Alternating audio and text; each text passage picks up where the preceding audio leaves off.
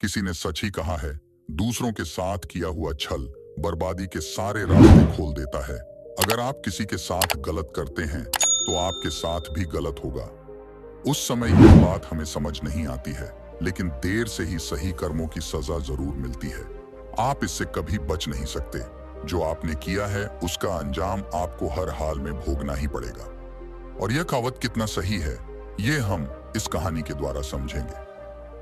जब गौतम बुद्ध एक सभा कर रहे थे, तभी एक व्यक्ति ने उनसे पूछा, हे बुद्ध, कर्मों का फल कैसे मिलता है? अगर बुरे कर्मों का फल मिलता है तो अच्छे कर्म कैसे किए जाते हैं? गौतम बुद्ध ने कहा, मैं तुम्हें एक कहानी सुनाता हूं, तुम इसे ध्यान से सुनो।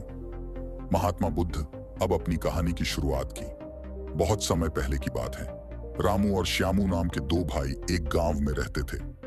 श्यामू अक्सर रामू को देखकर जलता था, क्योंकि रामू स्वभाव से बहुत अच्छा था। उसके दिल में सबके लिए दया और आदर भाव था। श्यामू का स्वभाव ऐसा था कि उसके दिल में दूसरों के लिए कोई दया नहीं था। वह हमेशा दूसरों का अनादर करता और नुकसान पहुंचाते रहता था। धीरे धीरे काफी वक्त गुजर गया।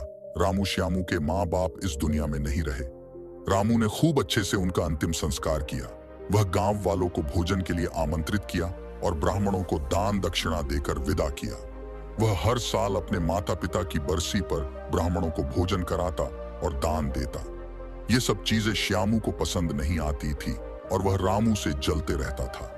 एक बार अपने माता पिता की बरसी पर रामू ने अपने राज्य के राजा को आदर सत्कार के साथ बुलाया और राजा के सामने ब्राह्मणों और पूरे गांव को खाना खिलाया।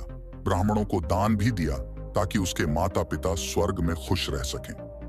तभी राजा ने श्यामू से पूछा, तुम्हारा भाई तुम्हारे माता पिता के लिए इतना कुछ करता है, तुम ऐसा क्यों नहीं करते हो?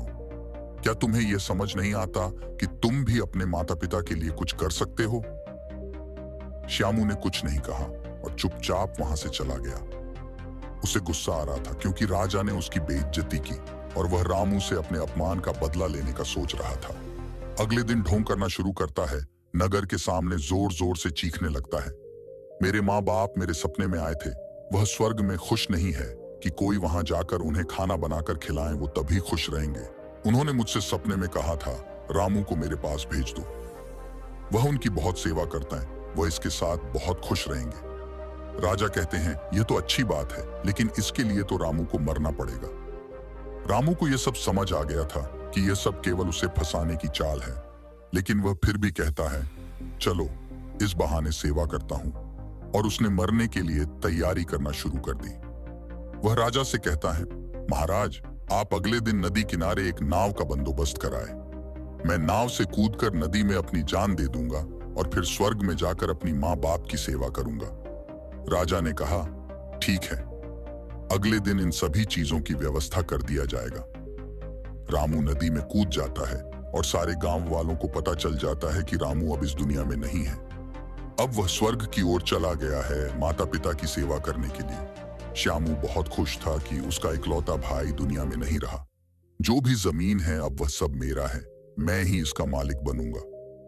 धीरे धीरे काफी दिन गुजर चले। एक दिन अचानक से राजा के दरबार के बाहर रामू बैठा होता है और जोर जोर से रो रहा होता है।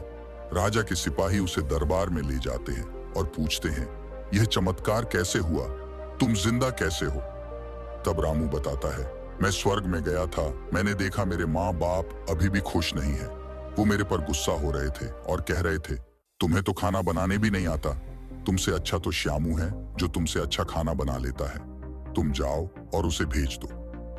राजा श्यामू को बुलाते हैं और सारी बातें बता देते हैं और कहते हैं, तुम्हारे भाई ने माता पिता के लिए इतना त्याग किया है, अब तुम्हारी बारी है। क्या तुम उनके लिए ऐसा कुछ नहीं कर सकते? श्यामू को ना चाहते हुए भी ये सब करना ही पड़ता है। अगले दिन फिर से सारी तैयारी किया जाता है। श्यामू घर आकर सोचता है, मैं वहां जाऊंगा ही नहीं, अगले दिन शहर छोड़कर कहीं चला जाऊंगा। फिर रामू ने राजा को सारा सच बताया। वास्तव में वह जिंदा कैसे बचा? उसने पहले ही मछुआरे से बात कर ली थी, जिससे उसकी जान बची और वह 1 महीने तक नगर से दूर रहा था। फिर सही समय पर राज्य में लौट आया। वह यह सब केवल इसलिए किया क्योंकि वह श्यामू को एक सबक सिखाना चाहता था। इधर श्यामू शहर छोड़कर जाने का योजना बना चुका था। अपने योजना के अनुसार वह रात के अंधेरे में ही घर छोड़कर भाग जाता है। वह घर छोड़कर कुछ दूर गया ही था कि तभी राजा के 2 सैनिकों की नजर उस पर पड़ती है और उसे रोकने की प्रयत्न करते हैं। श्यामू और सैनिकों के मध्य हाथापाई और लड़ाई शुरू हो जाती है। श्यामू गुस्से में आकर एक सैनिक के सिर पर पत्थर से मारता है। सिर पर चोट लगने से उसकी मौत हो जाती है।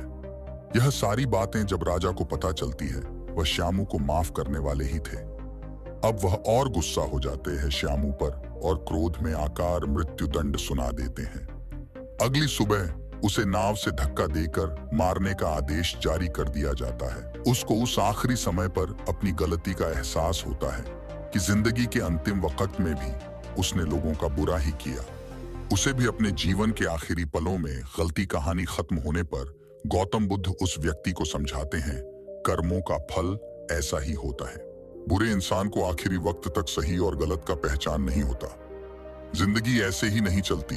जिंदगी समझने की चीज है जिसे हर व्यक्ति को समझनी चाहिए।